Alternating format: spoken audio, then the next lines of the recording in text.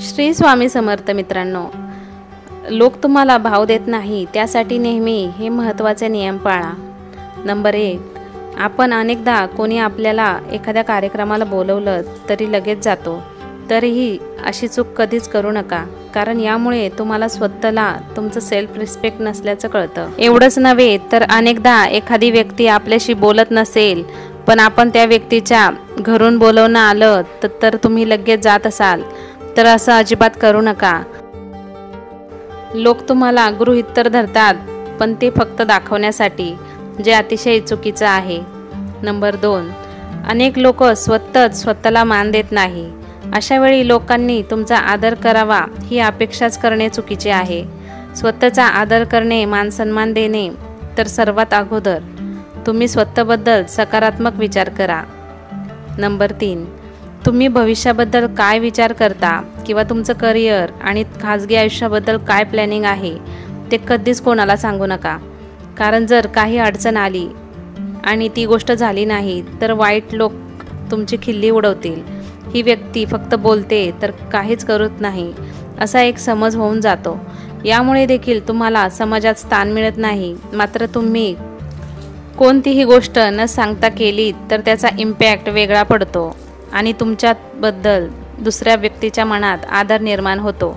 यामुळे समाजामध्ये मान वाढतो।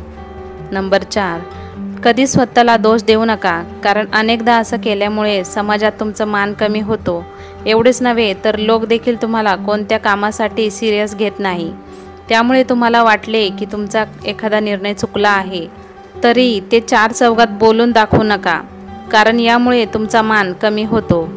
नंबर 5, संघर्ष हा कायम एकट्याचा असतो हे लक्षात ठेवा। प्रसिद्धी मिळाली किंवा यशाच्या शिखरावर पोहोचल्यावर सगळेच येतात। अशा वेळी हरवून न जाता आपला संघर्षाचा काळ हा एकट्याचा आहे हे लक्षात ठेवायला हवं।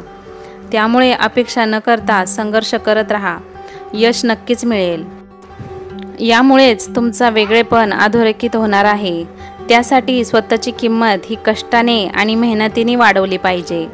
नंबर 6, प्रत्येक वेळी सगळ्यांसाठी हजर राहू नका, कारण तुम्ही सगळीकडे सहज उपलब्ध राहिलात, मग समारंभ असो किंवा इतर ठिकाणी, कारण तुम्ही लोकांपासून अंतर ठेवले तरच तुम्हाला मानसन्मान मिळणार आहे। स्वतःची किंमत वाढवण्यासाठी लोकांपासून अंतर ठेवा। स्वतःचे वेगळे स्थान निर्माण करण्यासाठी हा महत्त्वाचा मुद्दा आहे, तर हा नेहमी लक्षात ठेवा। नंबर 7, अनेकदा आपण लोकांना फार महत्त्व देतो आणि तिथेच आपण चुकतो, कारण वाजवीपेक्षा जास्त महत्त्व दिलं तर ते लोक डोक्यावर बसतात आणि आपली किंमत करत नाही।